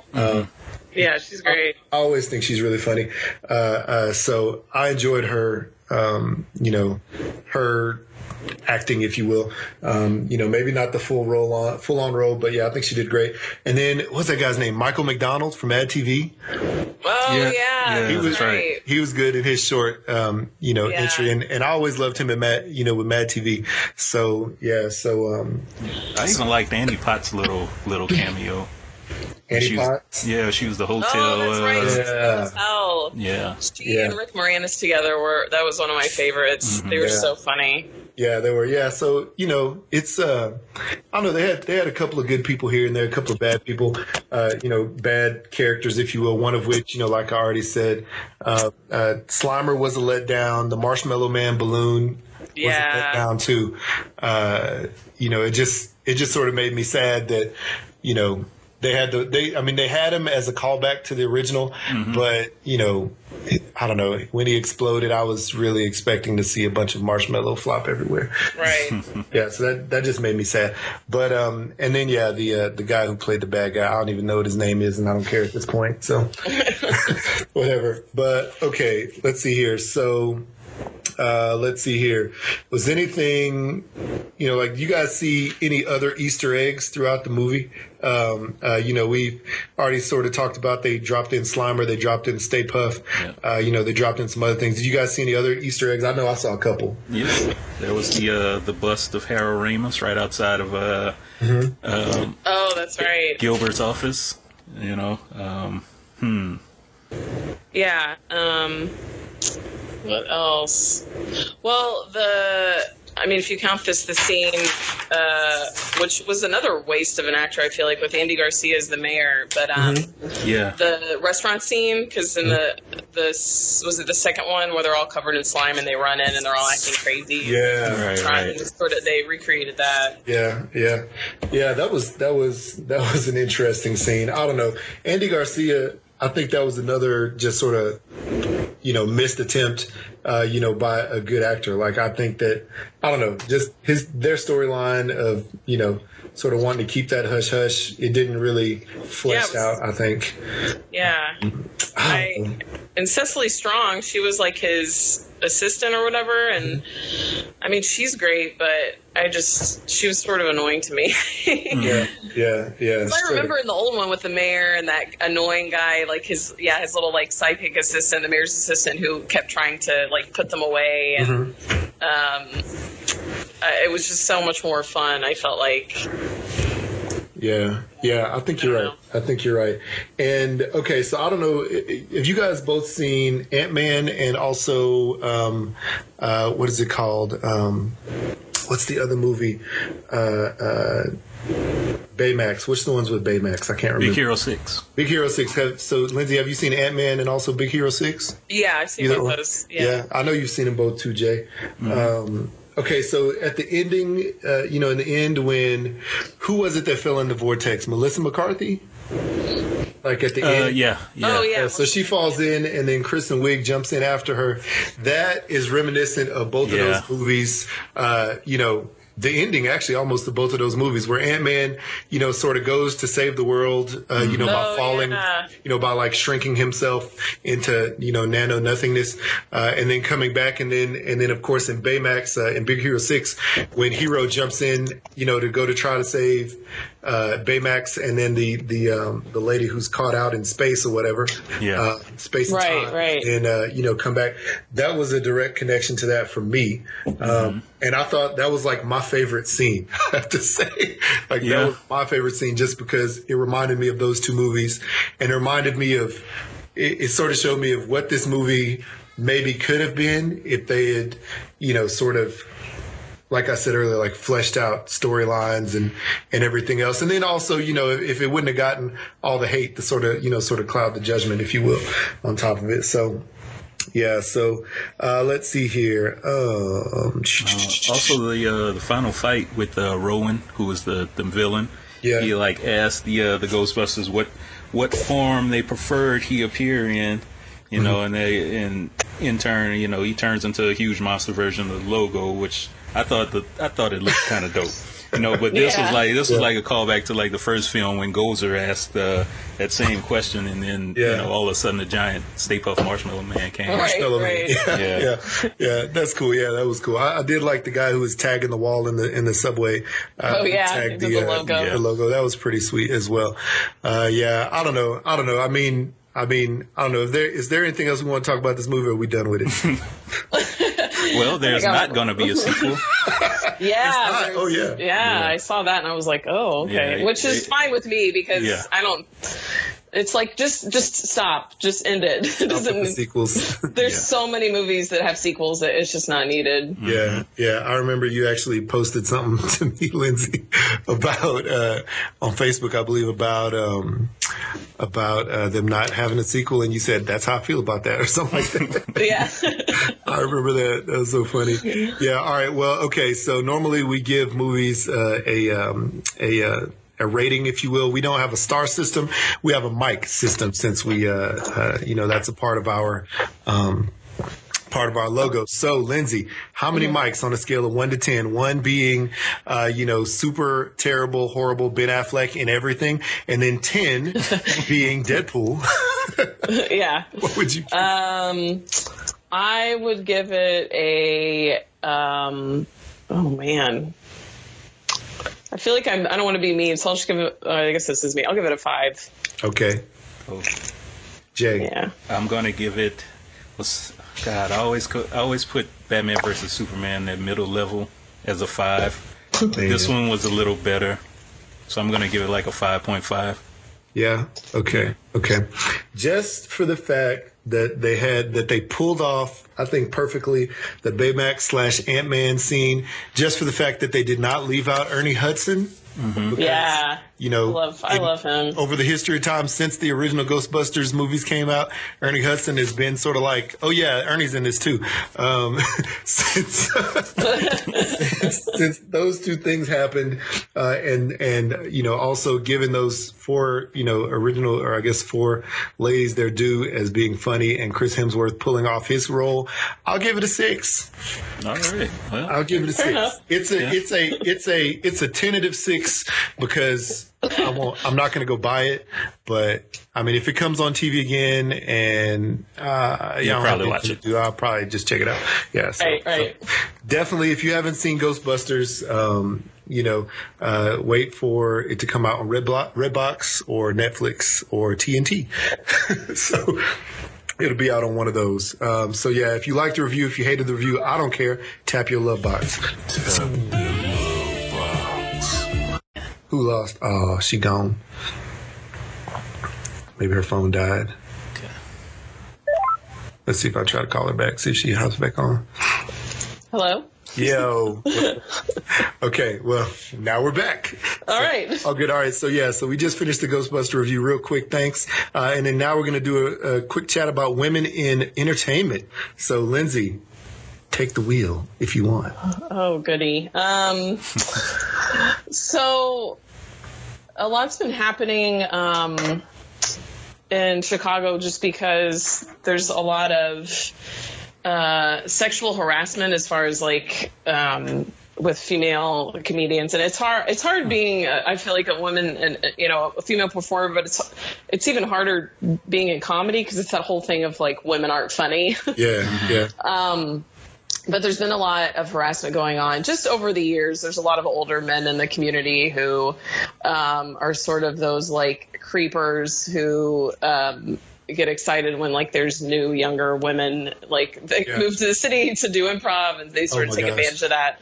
And a lot of them are they're still the old creepy guys. Yeah. But I guess I don't know exactly how it started, but somebody in the community accused like a teacher or somebody at IO, which used to be Improv Olympic, of like texting them late at night and sleeping with them, and then that's how you're going to get on an improv team. Yeah. And so then it just exploded, and now there's this also just in the U.S. in general. There's this huge feminism movement, and so it's just sort of exploded. Where now instead of us sort of talking on the down low and about experiences we've had, people are posting them online and naming people, which is great, I think. Nice. Yeah. So it's kind of given us a voice, which is really nice. Yeah. I mean, I think that's good that, you know, the names are getting named, just because, you know, in years past, you weren't necessarily able to name names because you get blackballed immediately. Right. Oh, you know what I'm saying? Yeah. You know, men and women, because, you know, Lindsay and I, we both have quite a few friends who, you know, after we graduated from college, moved to LA, or moved to New York, you know, to pursue a career in acting or in modeling or whatever, in dance, whatever. And I mean, there's, you know, I have had conversations with quite a few of them, you know, who are either still there or who went there, you know, stayed there for a short time and left, because of the sheer fact that, you know, in order to get anywhere, you have to, you know, sort of give up your morals. And it's sad, you know what I'm saying? I mean, there's obviously there's a lot of people who make it without giving up their morals. I'm not going to say it happens to everybody, but you know, there's one in particular who, you know, is a really good friend of mine, who I remember. Not long after we graduated, she moved to LA. I mean, she's a great actress. You know, you could probably put her in just about any role, you know, that you can imagine. And she'd do a great job. And she said, she went, you know, to some auditions, some director producer meetings, some, talent agent meetings. And, you know, it became one of those things where she felt really uncomfortable because they asked her to do things that she wasn't comfortable doing, namely have sex with them to get a part or to get signed with the agency or whatever, you know what I'm saying? Or to move to the next round or, you know, to kiss them or do something. And she was like, hold on a second. I just came for a meeting. You know what I'm saying? I just came for an audition. You know, and it's sad that people have to, you know, sink to that level, if you will, you know, to get where they really want to go. Now, there's people out there who do it, who've done it. I mean, there's people, you know, that are on TV shows, on movies, who did that, who've done that. And, you know, thankfully for this friend, you know, and quite a few other friends that I know, you know, who experienced that, they, you know, left and said, no, I'm not going to do it. You know what I'm saying? Right. And thankfully, you know, for them, they found a way. They've been able to, you know, be performers, you know, in whatever roles they've done. But yeah, it's sad. I mean, living in the DFW area, I didn't experience that as much, but I know that there was, you know, I know there's a lot of you know, real buddy type of things, you know, just sort of I don't know if you want to say it, but not a good old boy system, but, you know, just like a favoritism system. And it goes for women and men. You know, I had women, casting directors, you know, who were buddy like that with, you know, with men just as well as men that were you know, like that with women. And yeah, man, I'm glad that, you know, the names are out there. My friends can't tell me the names of the people, you know, that they dealt with, but, you know, happy that, you know, we have this social media now where we could just say, yeah, it's this guy, you know, he's the creep, you know what I'm saying? So yeah, definitely. That's nuts. Wow. Lindsay, have you ever experienced that? Oops. Oh, she gone, huh? Yeah. Okay, let's see if we get it back real fast. Hello? Hello. Okay, I'm back. Sorry, I don't know why I keep getting cut off. Chicago is going under. Chirac is having issues. Lindsay, I was just saying, did you ever experience any of that? I mean, a little bit. I would say when I was younger and I first moved here and... Are you going somewhere? Oh, yeah. Is it? I am, yeah. My friend just picked me up, so... Bye, Felicia. No, I'm just... No, when I first moved here and I was younger, I guess because I was more, impressionable and... Yeah. But I was... Not saying that other girls are, you know, they make stupid decisions. But for me, I was just if something happened with a guy or I dated someone, and I like them, you know, or I would just hook up with them. And for me, I was like, okay, that's what we're doing, you know, and I didn't expect anything out of it. I was always just, thinking, I was always just thinking like, well, I just want to be a better comedian. And then, but if I want to hook up with this guy, I'll do that. That's not related. Right, but I know for some women, it's the experience is a lot different. But now that I'm older and I sort of make my own schedule, but I feel like a great example, I won't name names for this, but I'm sure you can think of who it is. But people back in Fort Worth, when I came back with a friend who's in LA with my friend Fernando, who's doing, he's in LA and doing stand up and doing pretty well, that when they asked me like, what are you doing? And are you still even doing comedy? And I was sort of offended by that. I was like, yeah, that's why I moved here. But I also am enjoying my life. Like, I discovered that I like photography and I enjoy running. And, you have to have a life because that's the only way that those experiences, inspire your comedy. Yeah. So, and they just sort of were like, oh, they just looked bored out of their mind. And then they moved on to him and they were like, we got to get you an agent. And, and they were like, well, if you're not going to, do you want to do acting? Do you want to be in commercials? And I'm like, I don't know. I feel like in comedy, there's really no age limit. Yeah, exactly. So that sort of offended me. And it didn't like hurt my feelings, but it just kind of angered me that it just didn't seem like they had any faith in me at all. Yeah, right. And I think that's true. I mean, I think I know who you're talking about, and that's sort of a male-driven. If it's who I think you're talking about, it's sort of a male-driven.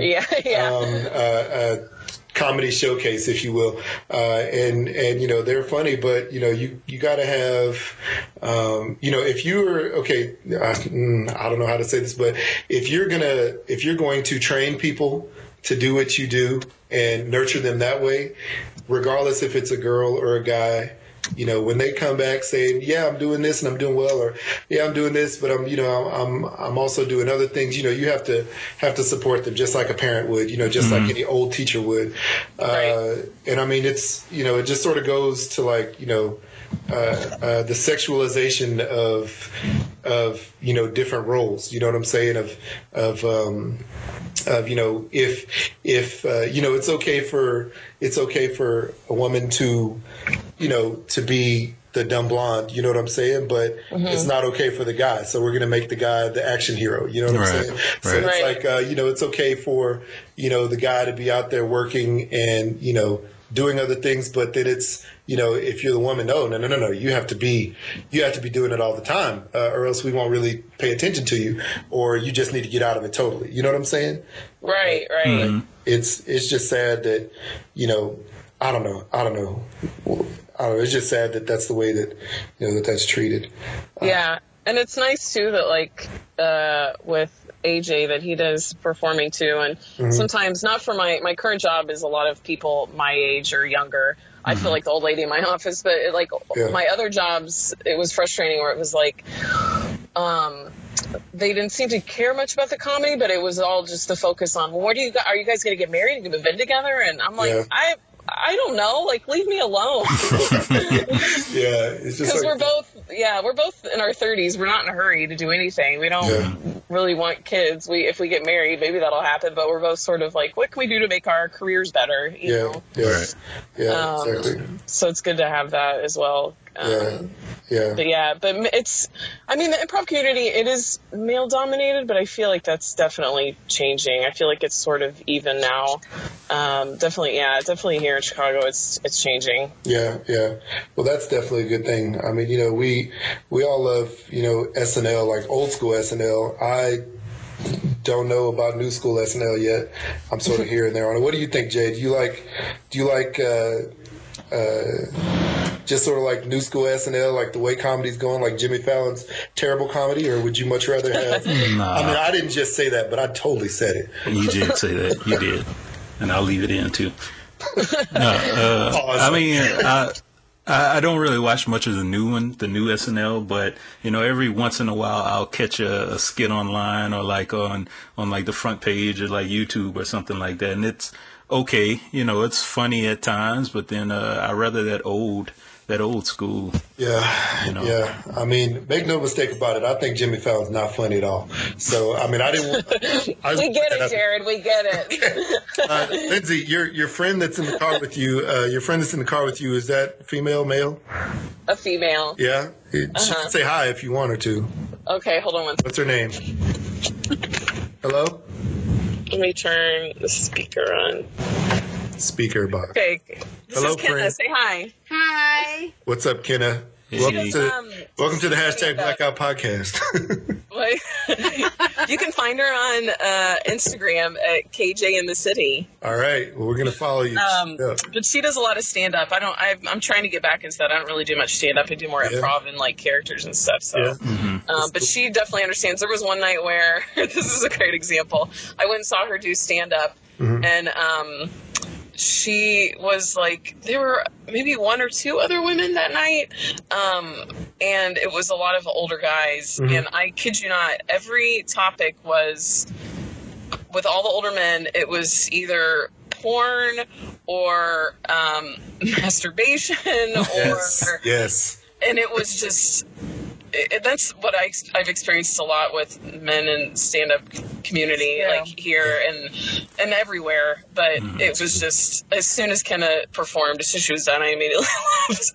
Because I was like, I can't take this anymore. This like self-deprecating, disgusting like stand-up. Like, there's so many comedians out there that are great that just talk about everyday things. You know, you don't have to talk about all these gross topics. So, Kyna, did you talk about porn or masturbation when you were out there? Of course I did. Yes. That is the best thing to do as a woman. Yeah. And you know, it goes both ways. Like sometimes with women doing that, I don't even really enjoy that either. Yeah, it's so funny. The vagina monologues. I know. Yeah, I mean, that's what, you know, it seems to me, I mean, I don't know what Jay thinks about it, but it seems to me that, that, you know, a lot of dudes do that, and that's, you know, they perform and they talk about that because that's all that they know. That's what they think that they can get them laughs, you know?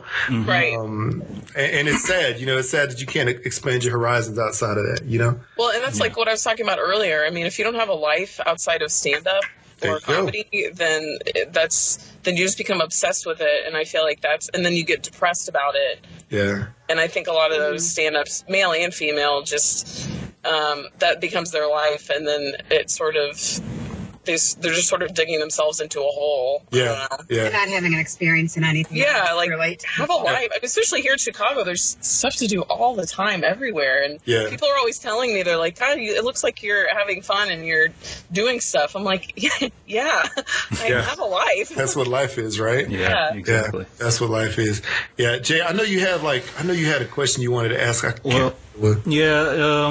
Well, this is concerning, like, I guess, women in film and comedy. Of course, that's what we're talking about today. But how do you guys feel about YouTube and Vine videos kind of kickstarting many women's careers in, like, comedy and film? I mean, do you see this as, like, an innovative or creative way to get noticed? Even though I don't think the initial intention of some of these people were to get famous. I just think they were, like, genuinely funny and not going that, I guess I say, traditional route of like you doing like improv or comedy, stand up, anything like that to be a comedian. But a lot of these women are amassing like millions upon millions of fans. Like for instance, Lily Singh, Jenna Marbles, Liza Koshy off of YouTube. They have like millions. Yeah, a ton of them. They have like millions of followers making millions of dollars, you know, every year, you know. Right. So what do you guys think about that? I know, and this is probably maybe a little different. I mean, I think it's great in certain instances. There was this one girl, I don't remember her name, but I kept seeing commercials or ads for her, and she had her own YouTube channel. But she was a younger woman, like I think in her early 20s. But it seems like her videos were all like directed towards women, but it was all about like body positive stuff. And I was like, I was like, I can totally get on board with that. But I don't know. I guess in a way I like it because it seems like things are much more attainable. Like being famous or something or popular or getting discovered is a lot easier than it used to be for sure. That's true. I think that's definitely true. Yeah, and I guess my big issue, like I think it's awesome when people can do that. I'm just a person who likes to be in a place that's live. Right. You know, like small rooms, independent shows, and it just feels fun. Yeah. You know? So I feel like I haven't found any video projects that have been as much fun as being in a room. Yeah. I'll definitely say the same thing. I mean, me having been a stage performer, on camera, voiceover, all kinds of random stuff. I love having the mic in front of me and doing voice work. And then I love being in a live environment, just like Kyna said. I mean, that's, I love being in front of the camera. It was whatever, I liked it, but I think I got the most out of having, human beings sitting in front of me, staring, breathing, laughing, sighing, booing, whatever. Yeah. Right. I think I got the most, that fueled my performances. And I tried my hand at stand up. It was not good. So you'll never see any of that. But, any of the plays that I did, I loved them so much. And anytime I did like a studio shoot where there are a lot of people around, I enjoyed that too, just because I had, instant feedback, if you will. But yeah, the YouTube thing, I don't know. I've tried it, but it's not. Let's say so. if we rewind it back to TCU days, and you guys didn't have much responsibilities except for going to class. Man, would you guys be all on board if there was a YouTube back then? Yes. Yeah. Because, maybe. Yeah. I mean, I would have done it just because it was at that time, I was a broadcasting major and then I had the radio, TV minor, film minor. Right. So, and theater minor. So, I would have done it just because that would have been another avenue. Back then we had like the little flip cameras, you know what I'm saying? Yeah. And there was nothing that really did that for us, whereas today they have it. So yeah, if it was back then, I'd totally be on board because I'd find a different way to do what I love to do. What about you, Lindsay? Yeah, maybe. I think I would have tried it, but at the same time, I did like being on stage. Although I gotta say, back then I had like no self-confidence, so I probably would have done more video than stage stuff. Yeah. I know that when we started going to the conservatory in Fort Worth, I definitely noticed your stage presence, confidence go up, from what it was before. I mean, you definitely shined, when you started doing that. And so yeah, I'm happy that brought that out of you because, it sort of showed you where you were going in life, because I knew before you were just like trying to float around. You know what I'm saying? Yeah. So, I was very, very timid. Yeah. What about you, Kyna? Like, if you could go back like 10 or so years, and if YouTube was a thing that you could do and make, what do you think? Yeah, I think definitely. I just feel a lot of it with this technology is just everything is now so produced. So like it's produced really well. Yeah. And I'm like, I briefly worked on a podcast with some friends, and as you know, like the levels and the time, that you have to do with the sound and you're putting it together. But yeah, 10 years ago when it was just starting, sure. Yeah. Like, but now I just feel like with videos, it's just harder.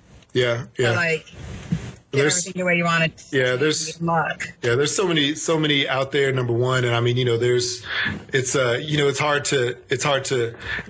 almost weird. Like, when I started in the acting industry, they were just like, oh, it's so hard to break in. Like, it's almost hard to break in, to become a YouTube star. Like, isn't that crazy? Yeah, right. It's true. Yeah. It doesn't make sense. I know that like shows that I'm a big fan of The Amazing Race, and they had last year's like, viral videos, stars, and you're like, what? Yeah, exactly. Yeah, exactly. Like, this is who we're watching as being famous. It's just very strange time to be alive. Speaking of that, my son, we're going to Comic-Con here next week, which I talked about earlier, and my son, wanted to be one of the Minecraft characters. Well, like, who do you want to be? And he said this guy called like Ballistic Squid, and I was like, who the heck is that? And Ballistic Squid is the name of a YouTuber who has also created like a Minecraft like modification character. And my son wants to be him. I'm like, no. Oh my God. Don't be some random dude that we saw online, Yeah. Oh, that's so weird. Yeah, it's really odd. Yeah, it's a pretty stupid character, I think. But yeah, it's crazy. There's actually like a YouTube, like VidCon, I think they call it. People like that. Like it's nuts that, that those people, and I'm not hating on those people because I mean, shoot, that's what we're doing right now, pretty much. Be doing the podcast type thing. But, it's just interesting. Like you say, it's interesting that that's who we're watching. You know what I'm saying? Yeah. Right. That's crazy. And it's all like a subset too of people who are into those things as well. Yeah. I think it's interesting, like people who, I only catch YouTube videos or like Funny or Die or something like that. If other people tell me, oh, I should check it out. Yeah. Yeah. But I think that might be an age thing. I'm taking myself out. Yeah, that's funny. Well, it's one of those things. I mean, because my wife is around our same age and she could care less, unless it's the same thing where somebody's like, hey, you should check this out. You should check that out. And, then she'll go on there. But yeah, I definitely think, it's a subset of people who, who enjoy that, who watch that, who stay on it every day. I mean, where Jay and I work, we both work, in different places, out of town for different places, but, we can both access YouTube videos. So, while we're working, we could have the videos playing. Right. We send messages to each other to check stuff out. So, we'll watch it. We have people that we follow, but then again, if it's not in your wheelhouse, it's not in your wheelhouse. Right. But just all that to say that this episode will be on our YouTube channel. Eventually. Yes, nice indeed. segue. Yes, indeed. So, Jenna, one day we'll have to have you back on with Lindsay, and we can do another episode, and we could give you the 10 shots of the dome questions. Oh, that'd be great. Yeah. So one question I want to ask both of you, is Saturday Night Live or Mad TV? Which do you prefer? Wait, what? Saturday Night Live or Mad TV? Saturday Night Live for sure. Oh, I would say Saturday Night Live. Yeah. Okay. Good. But I think that's not to say I don't appreciate some Mad TV bits. Okay. But I would go Saturday Night Live, but that's probably just because of what I had the most access to. Yeah. Makes sense. Okay. So who's funnier, Michael McDonald or Jimmy Fallon? Oh no. I would say Michael McDonald. Yes. Thank you. Lindsay, I already know what you're going to say. Well, I feel like I've only seen Michael McDonald do one thing. I don't know. He was really funny in The Heat. Yeah, he's funny. I don't know. They're so different, but I like Jimmy Fallon, so. Yeah, I knew you were going to say that. Yeah, I don't like him. Sorry. I'm glad he has the Roots on his show. So I mean, that's that's positive. Yeah, they're right. Okay, so I'll say this. The music things that he does are funny, but his skits aren't. So I'll give him a little bit of credit. Stephen Colbert over Jimmy Fallon. Yes. Yeah, Stephen he's the best. Okay, so in that case, if we're going there, so who is an android, Hillary Clinton or Donald Trump? Who's an android? Let's go straight politics. I don't know. An android? Yeah, who is a robot controlled by somebody outside of our control? Who do you think? Well, I don't really consider Donald Trump a human being, so I'll say Donald Trump. I know. I would say, and this is as a supporter of Hillary's, that she's more of the android than Donald Trump, because Donald Trump is just I think he's more like a bomb that can go off. Right, exactly. And more dangerous. And androids, if they're data from that next generation was that an android? Yeah. Things will be okay. Yeah, that's so funny. This is what I say. Okay, so Hillary Clinton is more like the if you've ever had a sparkler for 4th of July or something, she's like the little metal sparkler. You're going to light it up at the end, and it's going to just sparkle all the way down. It's just going to be it's going on a straight line. You know what's going to happen. You think. I guess you think. We don't really know what you think. But Donald Trump, on the other hand, is like that firework that you buy that could be a dud. But it could be, a crazy explosion. And when it explodes, it does like something totally different than you would imagine. Right. Yeah. It's the black cat that turns into like a fountain sparkler. Like you don't know what the heck just happened. So I don't know. He would definitely be the non-human in that situation for me. That's true. Right. But Hillary, like you said, you do think that she is, I don't know, sort of controlled to go in a certain way by certain other things. So, wow. Yeah. All right, cool. So I guess that was a couple shots to your dome. So thank you very much, Kyna, for joining us. Thank you, Lindsay, for joining us. You.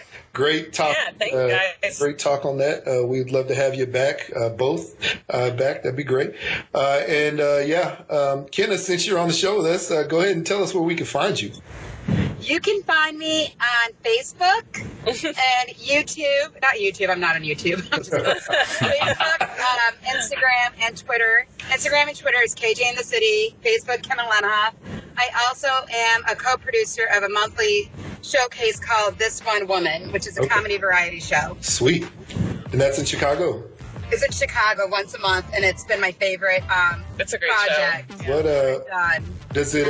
What stage is it on? Where can we find that? Oh, it's an independent show, so it's on the second floor of the Hot Leaf Bar and Restaurant in Andersonville. Sweet. If I'm in Chicago anytime, I'll definitely check you out. Definitely. Let me know. And if you're there on the fourth Monday of the month and want to perform, we'll have you perform. You're gonna lose some audience members at that. Okay, Lindsay, thank you. Lindsay, where can we find you? You can find me on Instagram and Twitter. I'm Chicago LDubs, and I post lots of pictures of Chicago, so it's my favorite thing. And then I have a blog that's dayinthelife.lindsay.com, where it's a daily photo blog that I've been doing for I think it's 9 years now, every day. It's pretty dope, everyone. Even if I don't have anything to really talk about, I just post a picture and maybe say what I did during the day. So that's sort of my the project that I've been the most dedicated to. Yeah. And then I'm on Cop Squad at the Playground Theater, and I do solo stuff, characters, which I host a show called Sketch Test at the Public House Theater, and it's a free show on Tuesday nights that we just kind of have people show up and test out their material, and and hopefully I'll be doing my solo show at the Chicago Sketch Fest pretty soon. So yeah. Well, good. Yeah, and if anybody out there has not seen Lindsay's blog, A Day in the Life of Lindsay, it's pretty dope. Some great pictures on there. I remember a couple of really cool pictures that you took at Wrigley Field, and you sort of took out all the color but left in the blue. I love those pictures. That was pretty nice. And then if you guys like cityscapes, if you like architecture, if you like cloud photos, if you like, man on the street photos, woman on the street photos, whatever, it's a great blog to check out. So definitely check out her photography. So good there. So ladies, thank you very much for being on the show. And Jay, why don't you kick us on out of here and tell us where everybody can find us? Well, everybody can find us at Twitter and Instagram at #BlackoutPod, Snapchat at #BOP. All episodes are available on iTunes, Stitcher, Google Play, #BlackoutPodcast.blogspot.com, and eventually we'll have everything up on YouTube. Email us topics to discuss at #BlackoutPod@gmail.com. There you go. Well, thank you ladies once again, and we blacking out.